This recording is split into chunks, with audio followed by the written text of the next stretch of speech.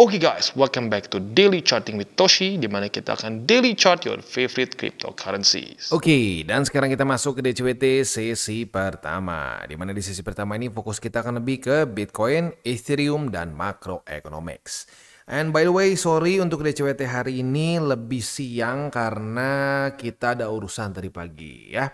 Oke, langsung aja kita masuk. Untuk Bitcoin kita bisa lihat di sini terjadi rally sebesar 1,22%, tetapi Bitcoin dominance turun dengan signifikan. Artinya alts lebih subur nih. Dan kayaknya kalau kita lihat dari persentasenya kemungkinan besar ini tembus dari MA200 daily. Wah, makin menarik nih ya. Oke, kita bahas dulu untuk Bitcoin dulu ya. Untuk Bitcoin kita bisa di sini kondisinya itu dia daily close di atas dari 97.570 ya. Artinya apa? MA20 dan struktur berhasil ditaklukkan oleh Bitcoin ya. Nah, menurut gue ini adalah kombinasi antara dua, antara TA di mana MA50 nahan sebagai support, dan selain itu juga kita tahu bahwa kemarin ada dua data penting, yaitu ISM Manufacturing PMI dan juga prices ya.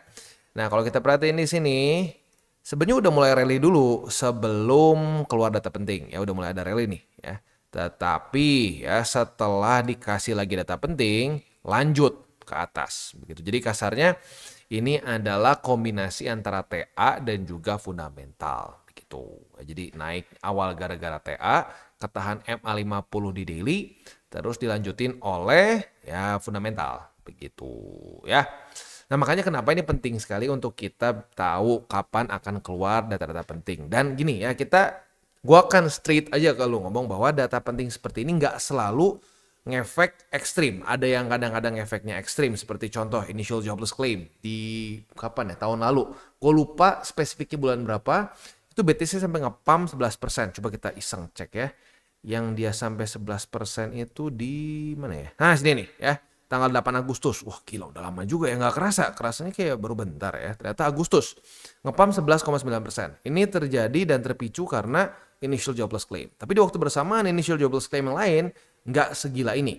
Begitu. Jadi we'll never know specifically akan seperti apa efeknya ke market. Tetapi data-data penting ini seringkali membuat market extra volatile. Maka dari itu gue selalu umumkan kapan keluar data penting. Nah, buat lo yang pegang posisi futures itu ya kalau menurut gue resiko yang terlalu berlebih, at least buat gue ya. Kalau buat lo yang merasa bahwa oh nggak apa-apa bang, justru makin volatile makin asik, ya kalau lo siap dengan resikonya sih boleh-boleh aja, minimal pasang SL gitu ya. Nah, jadi itu bisa dibilang ya, ini adalah kombinasi antara TA dan support. TA-nya MA50 dia nahan. Nah, lalu fundamentalnya adalah si ini ya dari economic lender, begitu, fundamental dan TA kerjasama, begitu ya. Oke, nah PR selanjutnya apa?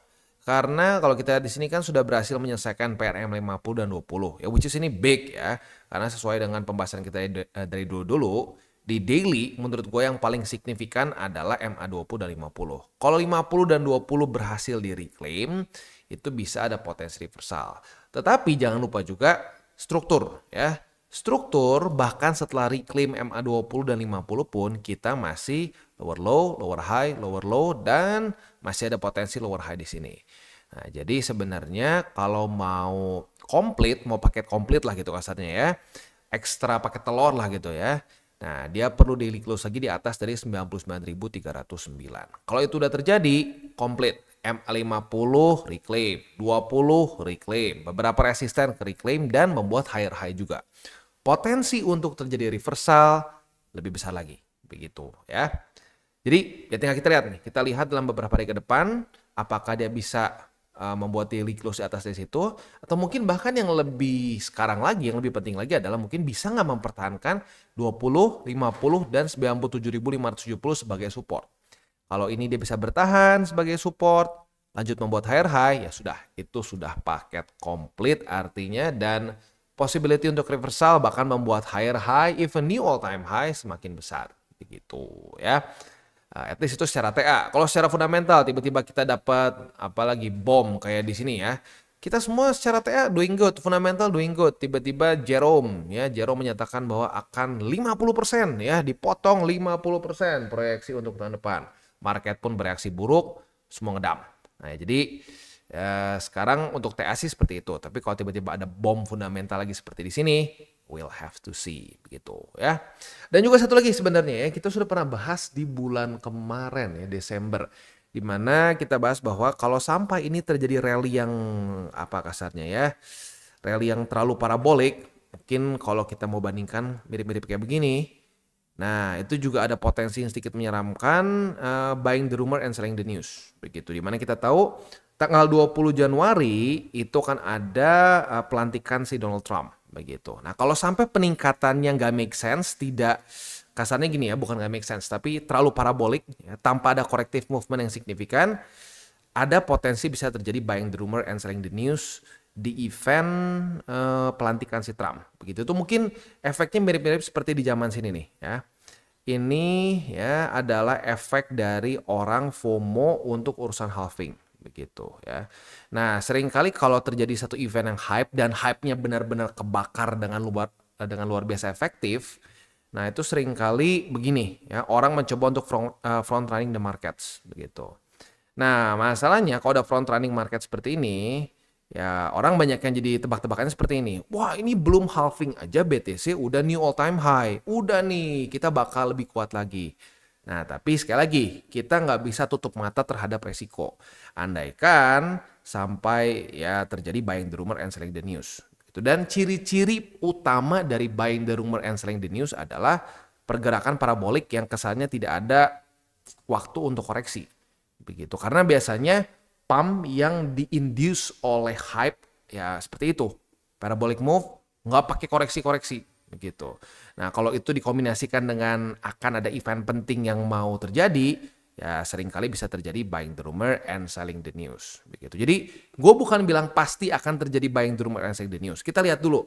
Kalau market tiba-tiba jadi terlalu over bullish, wah, dan merasa bahwa udah nih kita nggak akan ada koreksi lagi. Jadi kalau udah mulai banyak orang ngebacot nih ya di sosmed, wah belum Trump naik aja udah begini, nanti Trump naik akan lebih ngepam lagi. Nah, itu harus ekstra hati-hati.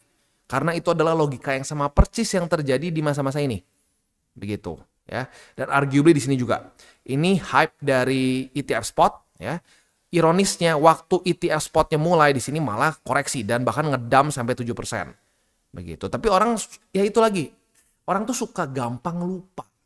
Begitu. Karena memang ada satu fenomena di market yaitu recency bias. Wah, ini zaman kapan? Januari. Wah, udah lupa orang begitu. Tapi faktanya hal itu seringkali terulang-ulang. Ya, makanya kadang-kadang yang membuat orang menjadi investor yang baik dan handal adalah ya karena mereka tidak mau melupakan data-data yang sudah terjadi. Dia nggak mau rugi begitu. Dia udah dapat pembelajaran di beberapa cycle sebelumnya, akan dia pakai lagi ke cycle seterusnya. Menurut gue investor yang sering kali jadi gagal di market adalah karena dia cuma ngikutin hype yang sedang berjalan saja. Tidak melihat data, fakta, tidak melihat kasarnya adalah event-event yang pernah terjadi sebelumnya yang cukup mirip. Begitu ya. Oke, jadi very interesting sebenarnya ya. Ini very interesting dan kalau mau ngomong lagi secara pattern di TA, ini lagi-lagi mirip seperti di transisi dari 2023 ke 2024. Jadi Desember sampai ke arguably kalau mau ngomong sampai Februari ya. Nah, kalau kita di sini secara pattern miripnya makin serem nih sekarang ya. Kita bisa lihat di sini. Kita tarik patternnya. Waduh, sorry. Oke. Kita tarik patternnya ya. Nah, di sini kita bisa lihat sekilas semakin mirip. Begitu. Nah, kalau sampai ini benar-benar mengikuti pattern yang terjadi di tahun kemarin, ya ada kemungkinan di sini ada slight problem ya with ya resisten yang ada di sini. Kalau sekarang kita lihat sekilas mungkin bisa 99.000 ya. Tapi ya we'll see lah, we'll see. Ada kemungkinan konsolidasi dulu dan bisa lanjut lagi ke atas. Gitu ya. Wah, jadi asik nih ya, secara TA ada beberapa teori yang menarik. Fundamental juga sedang ada yang ditunggu-tunggu si Trump ya. Jadi ya memang market ini sebenarnya kalau kita ngikutin tuh mengasihkan begitu ya. Oke, next kita masuk dulu aja ke Ethereum dulu. Soalnya Ethereum ada beberapa yang juga bilang, "Bang, dibahas, Bang." Walaupun gini ya, gue harus ngomong bahwa kenapa gue lebih suka bahas BTC in general untuk sesi pertama karena ya lu bisa lihat sendiri in general kripto itu ngikutin BTC. begitu. Ya jarang ada alts yang melawan BTC. BTC lagi membuat lower low, lower high, lower low, lower high, itu jarang alts tiba-tiba gue maksa aja pengen terus naik. Kalau sampai ada tuh itu adalah minoritas begitu. Jadi ya itu alasannya kenapa gue lebih membahas ke ini ya, ke BTC. Tapi bolehlah kita bahas dulu untuk Ethereum. Ethereum juga nggak main-main ya, dia rally lebih besar 4,43% gitu ya. Nah, sekarang dia mulai ketemu resisten di angka 3.624. Next, DXY kemarin menguat tapi ini Sabtu ya. Ini sorry, gue salah ini ya. Ini kan Jumat kemarin ya udah close, berarti mulai ada sedikit koreksi begitu. Nah, hari ini lagi close market jadi ya nggak ada data. Tapi overall ya trennya jelas ya, dia masih membuat higher high, higher low, higher high, higher low dan higher high lagi. Jadi trennya bullish, ya bahkan very bullish kalau secara struktur ya. Bitcoin dominance, kita bisa lihat di sini terjadi koreksi yang signifikan 1,25% ternyata secara totalnya, dan daily close lagi di bawah dari MA200. Nah, dia menemukan support tepat di angka 56,92 begitu ya. Dan bisa dibilang resisten ini sempat beberapa kali juga menahan BTCD dengan lumayan ya, seperti di sini ya. Di tanggal 9 sampai 11 begitu ya. Nah, ini jadi menarik lagi nih, tembus lagi MA200. Nah, apakah ini pertanda dari ada kemungkinan awal-awal dari altcoin season? Ya, balik lagi, kalau gue pribadi masih melihat resiko masih cukup besar karena balance sheet masih terus meningkat. Masih terus menurun ya. Jadi kalau gue sih, karena memang gue lebih cenderung ke intermediate, gue nggak agresif ya. Jadi gue tetap lebih prefer untuk BTC tetap masih menjadi nomor 1 begitu secara alokasi. Itu masih menjadi mayoritas dalam portofolio kita. 60-40 boleh lah begitu ya. Nah, tapi lagi-lagi kalau lu mungkin memang orang yang lebih agresif, siap dengan resiko lebih, lu mau tambahin alts begitu ya, mungkin boleh-boleh aja karena udah 2 kali nih tembus MA200. Dan kalau kita mau lihat di cycle sebelumnya pun ya, ciri-ciri dari altcoins ini mulai mulai ada potensi untuk bisa terjadi adalah ya tembus terus MA200 begitu ya. Oke, itu kurang lebih update-nya untuk Bitcoin dominance. Detailnya mungkin lebih jelasnya kita akan bahas nanti di sesi kedua lah mungkin ya untuk Bitcoin dominance. Next kita akan masuk dulu ke news. Sebelum news ini dulu, gue ingetin lagi bahwa hari ini udah nggak ada apa-apa ya, karena ini hari Sabtu. Sabtu Minggu udah kita bisa lebih fokus ke TA begitu. Nanti Minggu besok gue akan bahas minggu ke depan ada apa aja ya, untuk persiapan secara fundamentalnya gitu. Next kita geser dulu ke news. Untuk news ini datang dari ini kayaknya US ya. Jadi ada salah satu CEO dari The Bear Group yang menyatakan bahwa US kemungkinan akan membeli 300.000 sampai 400.000 Bitcoin di 2025 begitu. Ya, kenapa? Basically menurut dia ini adalah kelanjutan dari ya inilah ya, campaign si Trump begitu. Target awalnya kan kayak si Cynthia Lummis ya, di mana dia pengen 1 juta Bitcoin selama 5 tahun. Nah, mungkin ya lebih susah karena si Lummis ini kan pro crypto. Nah, di dalam government ya tentunya pasti akan terus ada pro kontra.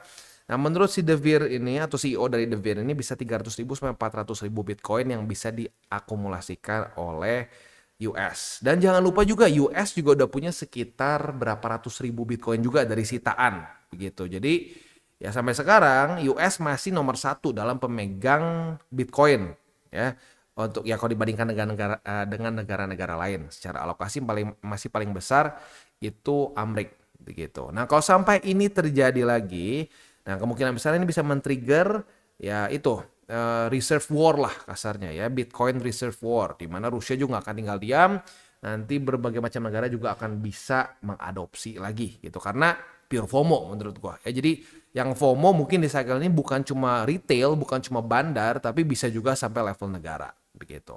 Nah, kalau sampai itu terjadi, negara-negara semua masuk, ini bukan kepastian ya, tetapi ada kemungkinan besar Bitcoin bisa atau in general crypto bisa berubah sifatnya ya. Mungkin bisa less volatile terutama untuk Bitcoin ya. Kalau yang alts lain-lain apalagi memes ya mungkin akan tetap ekstrim. Tapi BTC mungkin bisa signifikan lebih rendah volatility-nya. Ya, tapi lagi-lagi kita lihat dulu beneran diadopsi atau enggak itu sebagai reserve atau tidak. Kalau sebagai reserve, Ya lu kebayang negara-negara FOMO beli semua Bitcoin. Nah pertanyaannya, negara emang trader? Bukan. Mereka kemungkinan akan hanya hold saja. Sama seperti mereka menghold emas mereka. Begitu US, Rusia, Inggris, dan lain-lain semua punya reserve emas. Nah mereka di situ nggak tradingin, mereka diemin aja. Begitu. Nah kalau sama itu terjadi juga di Bitcoin, lagi-lagi itu mungkin bisa berpotensi untuk membuat volatility lebih rendah di Bitcoin. Dan otomatis akan juga nular ke cryptocurrency market in general. Begitu ya. Oke, kurang lebih seperti itu. Selanjutnya kita akan masuk ke buy limit. Tetapi sebelum kita masuk ke buy limit, seperti biasa gue akan disclaimer dulu bahwa semua konten dari TCI bukan financial advice. Ini semua bentuknya adalah edukasi. Dan gue ingatkan lagi, TCI tidak pernah dan tidak akan pernah meminta-minta uang dari para subscriber. Semua konten dari TCI gratis, tidak ada kelas khusus, tidak ada guru VIP, tidak ada titip dana ya. Jadi kalau sampai ada orang yang mengaku dari TCI dan minta-minta duit ke lo, udah pasti itu scam. Jadi ekstra hati-hati karena semakin besar liquidity di market akan semakin banyak besar juga ya grup-grup scammers begitu. Ya, jadi ekstra hati-hati, harus bisa menjadi filter sendiri ya. Dan bagaimana cara untuk mendukung TCI? Ada banyak caranya. Lo bisa like our video, bisa share our video, dan lo juga bisa menggunakan link referral kita di bawah. Dan sekarang kita akan dengar lo pesan-pesan dari sponsor kita pada hari ini. Oke, today's video is brought to you by Gate.io. Dan seperti yang kita bisa lihat di sini, lagi-lagi ada startup mining yang sedang berjalan di Gate.io. Belakangan ini cukup banyak proyek-proyek yang masuk ke startup miningnya Gate.io ya. Kali ini LCAT. LCAT ini adalah suatu meme tokens ya, yang ada di BSC. Buat lo yang tertarik untuk bisa dapat LCAT ini, simple banget caranya. Lo tinggal staking kan saja your GT token begitu ya. Nah, kalau buat lo yang terus pakai Gate.io begitu ya, kemungkinan besar lo banyak melihat notification yang seperti ini ya. Bahkan kalau gue perhatiin dibandingkan dengan beberapa exchanger lain, untuk urusan startup mining atau mungkin kasar itu seperti Launchpool, itu kayaknya yang paling sering Gate.io di belakangan ini ya. Nah ini berkontribusi terhadap peningkatan CGT token juga. Lu bisa lihat dari November kemarin peningkatannya dengan, ya bisa dibilang cukup signifikan begitu. Jadi buat lu para holder GT token mungkin sekarang senyum-senyum begitu. Yang pertama ya secara tokennya profit, capital gain. Nah, tokennya pun bisa dipakai untuk startup mining begitu. Jadi buat elu yang tertarik untuk punya GT token ya boleh pertimbangkan begitu. Dan buat elu yang belum punya akun di Gate.io boleh pertimbangkan untuk menggunakan link referral kita di bawah ya. Dan kalau kita di sini juga ya, dia ya si GT token ini terus mendapatkan all time high di 2024 begitu ya. Dan ya lagi-lagi fokus mereka ini di mining rewards dan juga startup mining begitu, which is very interesting gitu, dan mungkin banyak bikin juga orang jadi tertarik gitu. Selanjutnya kalau kita juga di sini ya, untuk lo yang hold si GT token ini juga, lo bisa enjoy sampai 100.000 USDT New Year bonus begitu. Ini very interesting juga buat lo para holder GT token. Dan ya banyak lagi event-event yang memang berjalan di Gate.io begitu. Ya kayak contoh di sini, mining rewards di Desember 25 kemarin itu kita bisa sampai earn 580.000 USD dan seterusnya begitu. Jadi ya buat elo sekali lagi yang memang sering pakai Gate.io, pertimbangkan untuk punya juga tokennya. Karena banyak keuntungan yang kita bisa dapatkan saat kita pegang si GT token dan pakai Gate.io. Jadi sekali lagi buat lo yang belum punya akun di Gate.io dan tertarik untuk punya akun di Gate.io, pertimbangkan untuk menggunakan link referral kita di bawah dan mulai trade di Gate.io. Oke, dan sekarang kita masuk ke Bitcoin. Untuk Bitcoin ini kelihatannya mungkin kita retest 1, retest 2, TP50. Tetapi kalau kita lihat di 30 minutes ya, kita bisa lihat sendiri di sini ternyata ya sayangnya belum terjadi retest kedua saat tepatnya sebelum jam penting begitu. Jadi buat lu yang ngikutin DCWT ya dan lu konservatif, berarti lu nggak buka posisi. Karena kenapa? Lu bisa di sini ini tanggal 3 ya subuh, udah gitu turun ke bawah ke 50 dulu, retest baru naik. Nah udah naik ini udah jam 10. Jadi kalau buat lu yang ngikutin DCWT dan lu konservatif, sekali lagi kemungkinan besar lu nggak buka posisi short. Kalau lu agresif kemarin berarti kena cut loss begitu ya. Jadi ya penting sekali untuk kita disiplin terhadap SOP kita. Kalau lu disiplin ya kecenderungan untuk cut loss lebih kecil gitu ya. Oke, next. Belum ada setup lagi futures karena kemarin ini nggak retest. Nyaris tapi nggak retest. Begitu. Jadi langsung aja ke posisi spot. Untuk secara buy limit 97.570. Lalu MA20 dan 50 confluence. Dan yang ketiga cukup jauh di bawah di angka 91,906 ya. Buat yang akumulasi di sini mungkin senyumnya ekstra lebar ya. Dan dikasih 2 kali loh kesempatannya, retest 1, retest 2. Jadi buat lo yang DCA di sini congrats, gak kerasa udah profit sekitar 6,5%-an begitu. Ya, jadi ingat, at the end of the day yang menang adalah yang melakukan DCA dan tidak tebak-tebakan market mau berhenti di mana. Karena we'll never know dia akan tepatnya berhenti di mana ya.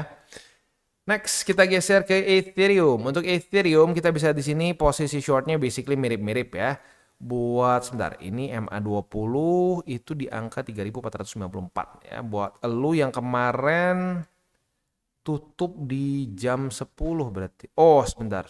Oh, ini sama ya, mirip-mirip kondisi. Oh, enggak benar-benar. Tetap kena cut loss ya. Jadi, kalau lu jam 10 tutupnya berarti lu cut loss di angka 3.537, which is sedikit lebih kecil dibandingkan kalau lu biarin ya. Jadi ya lagi-lagi pentingnya untuk kita hindari jam-jam rawan karena ya walaupun sama-sama cut loss tapi lebih kecil dibandingkan kalau lu tungguin sampai besoknya gitu ya.